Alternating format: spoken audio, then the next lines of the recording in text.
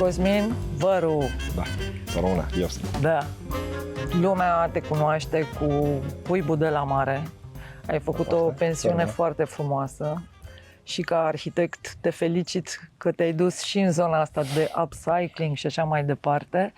Admirația e din partea mea, dar noi suntem acum la Colibe, care mi se pare senzațional pentru că visul unui arhitect începe să prindă viață pe bune.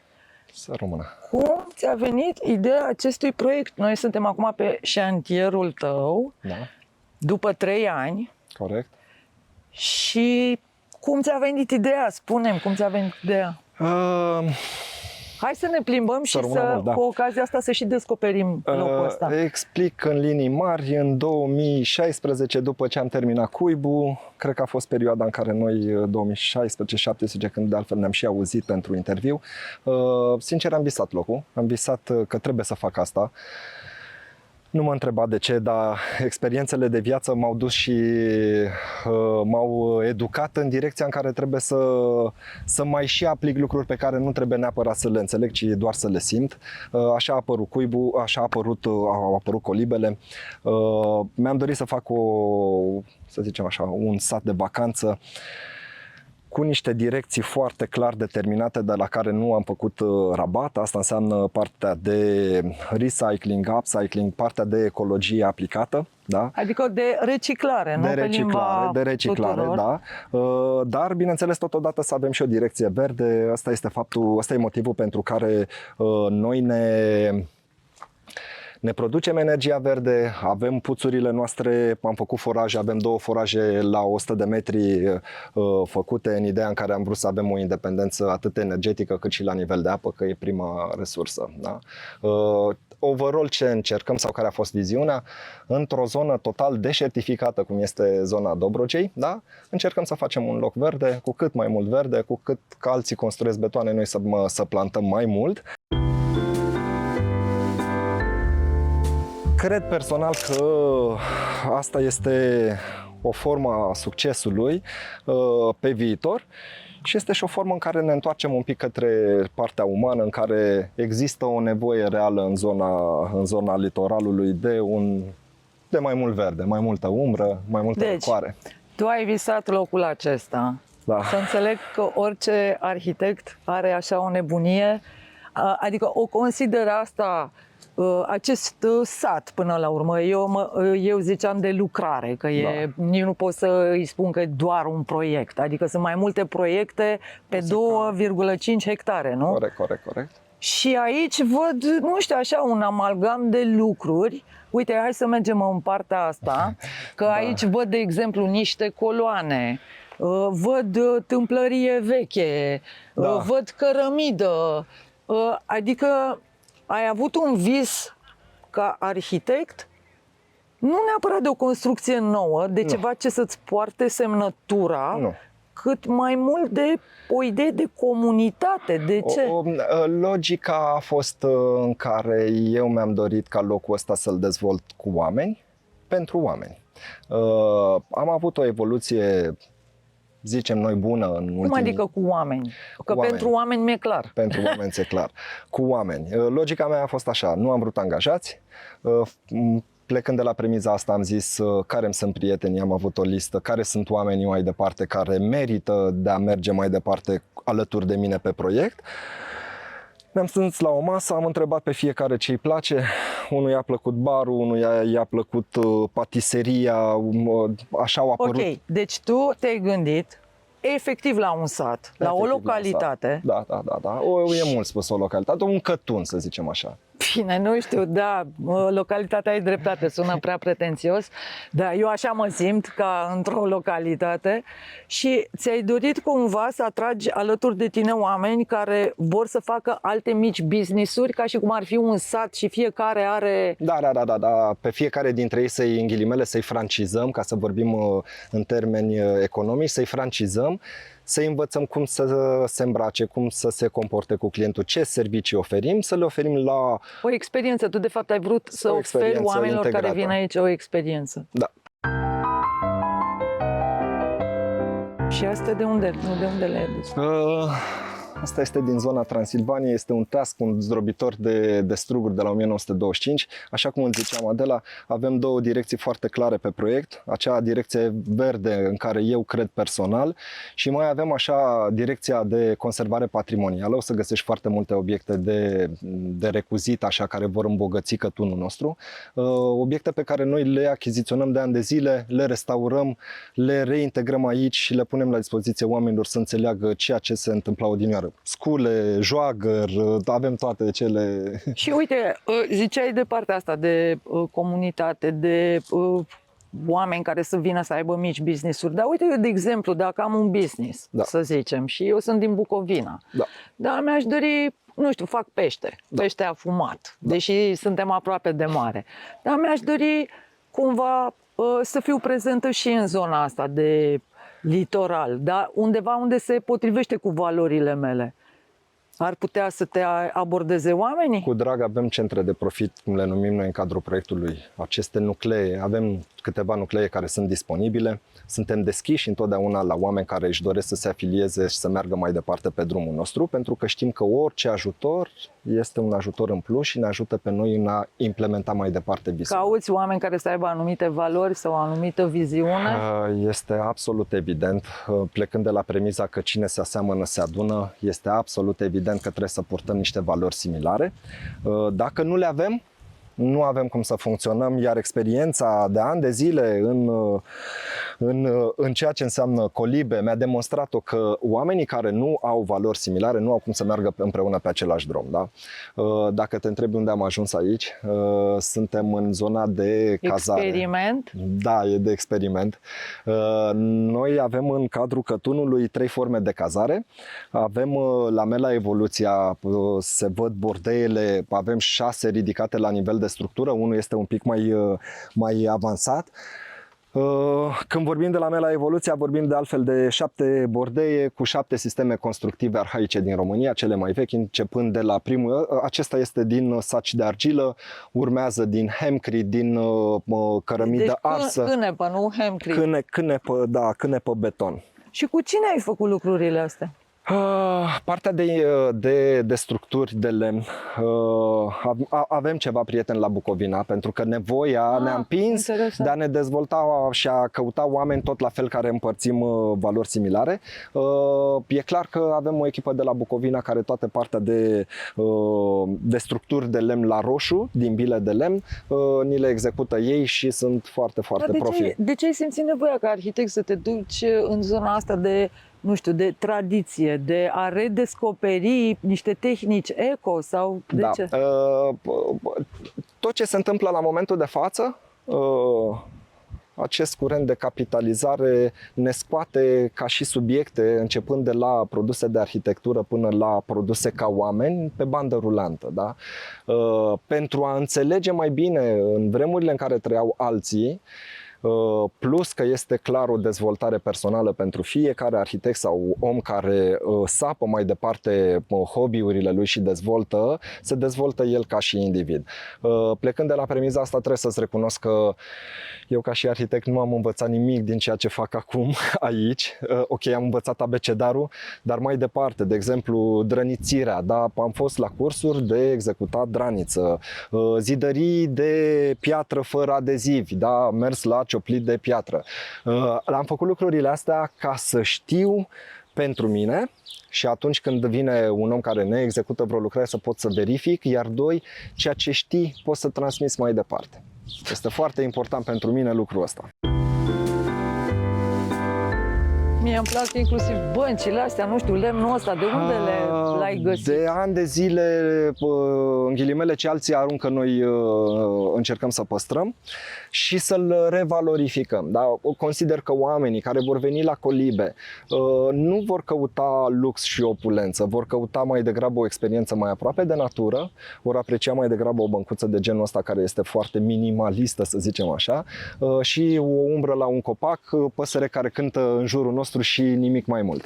Dar noi tot zicem la colibe, dar de fapt tu te referi la ce e în spate, nu? Da. Aici este forma noastră introductivă de cazare. Ce înseamnă forma noastră introductivă? Noi suntem aici în Poiana cu corturi. Poiana cu corturi înseamnă 10 corturi începând de la primele variante în care le-am împletit din nuiele de salcie, până la variantele în stuf, pe care bineînțeles că le-am tencuit cu tot ce înseamnă materiale naturale, pentru că ideologia noastră este în felul următor. Am căutat foarte mult terenul, urma să aibă niște specificații tehnice ca arhitect, dar am căutat să fie intravilan, am căutat să fie într-o zonă în care nu are o dezvoltare pe direcția de construcții, nu am căutat să fim în zona costieră, în imediata vecinătatea mării. Ți-a fost frică de blocuri? Da, mi-e frică de blocuri. Am desenat prea mult și am învățat prea mult că blocuri face toată lumea, e simplu. Eu nu caut să fac blocuri, eu caut la noi regimul maxim de înălțime în Cătun este parter. Pentru că ducându-mă la țară am înțeles că bătrânii noștri nu știau să se salte mai sus și stăteau cu picioarele așezate pe pământ. Poate că asta e și o chestie de energie, dar poate că nici nu avem nevoie să ne înălțăm. În varianta noastră de proiect am căutat mai degrabă să fim cu o dezvoltare pe teren, da? Foarte aerisit, în ideea în care nu avem de ce să ne ridicăm ca nivel de înălțime, nu vedem marea de aici. O să avem un foișor, într-adevăr, un foișor, un bervedere, cu un P+3, dar aia urmează anul viitor să te chem să vezi exact evoluția noastră și unde am ajuns cu nebunia noastră.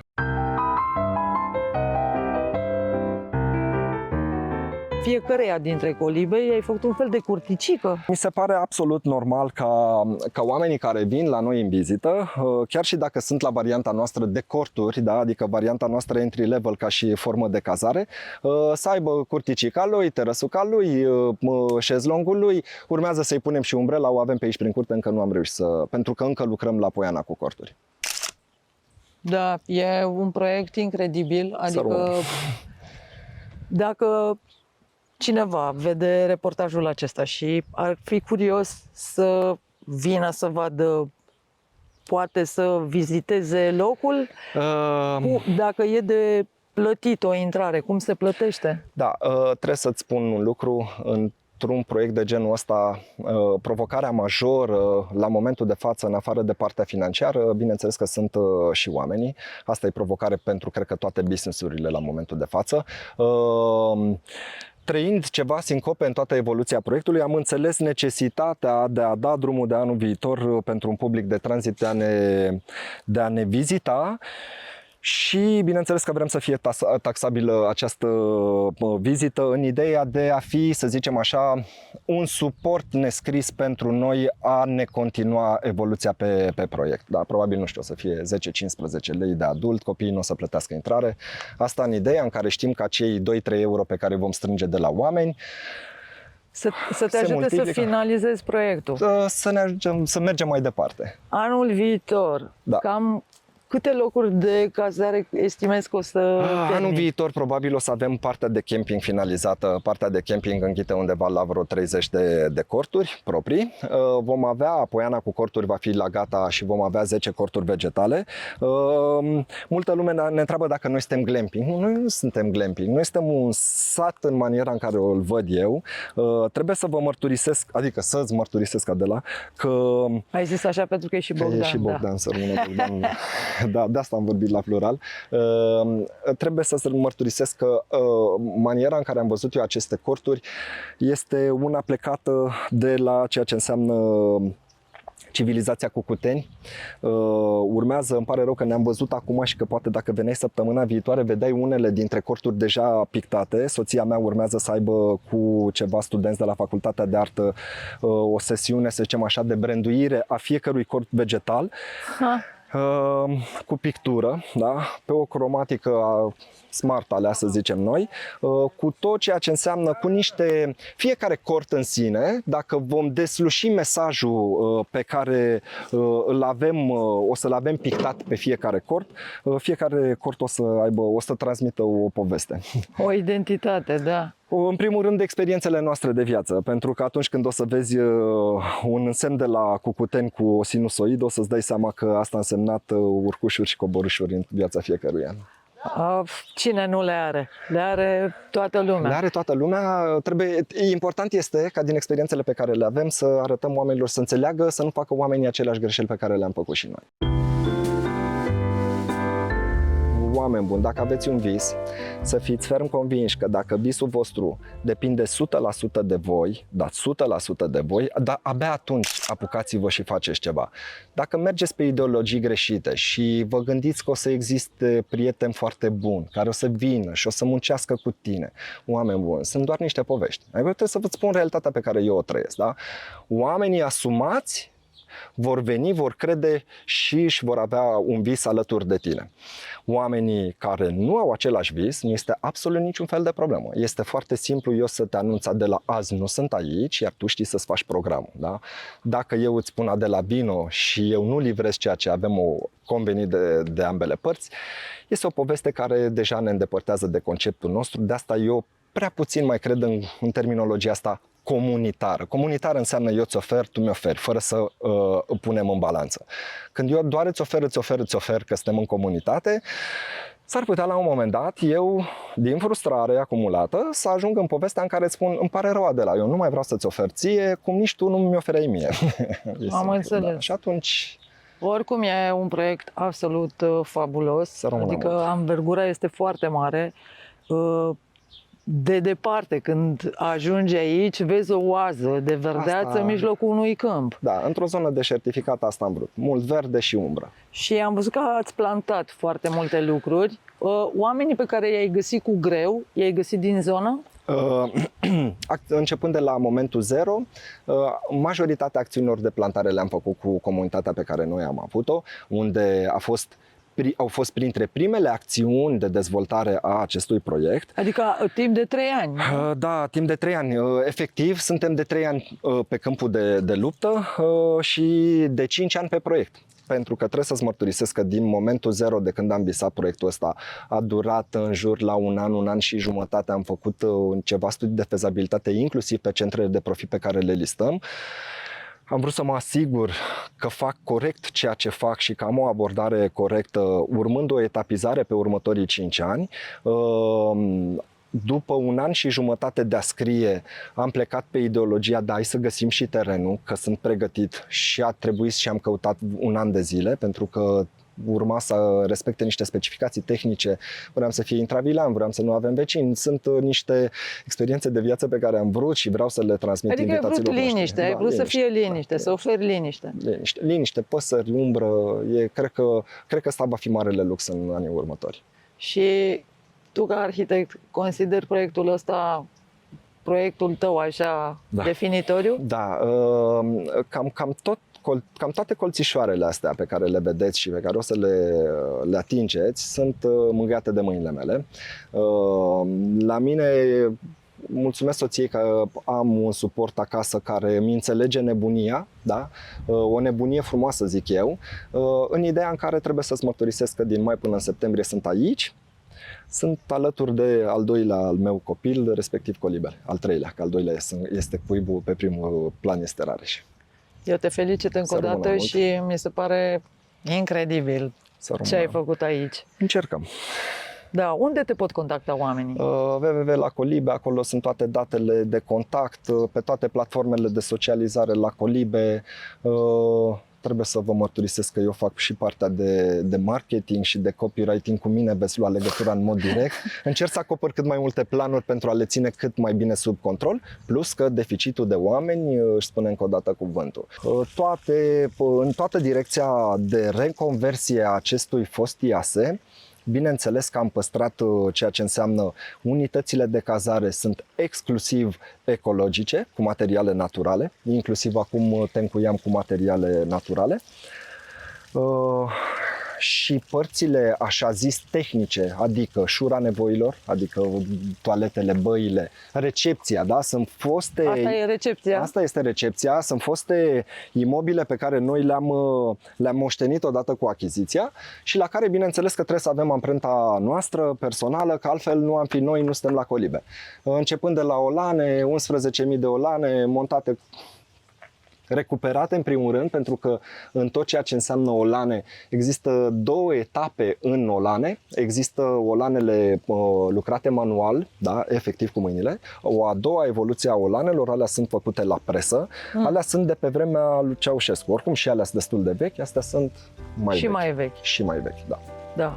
Deci lucruri vechi cu lucruri noi pentru o stare de bine. De bine. La colib. Să rămână.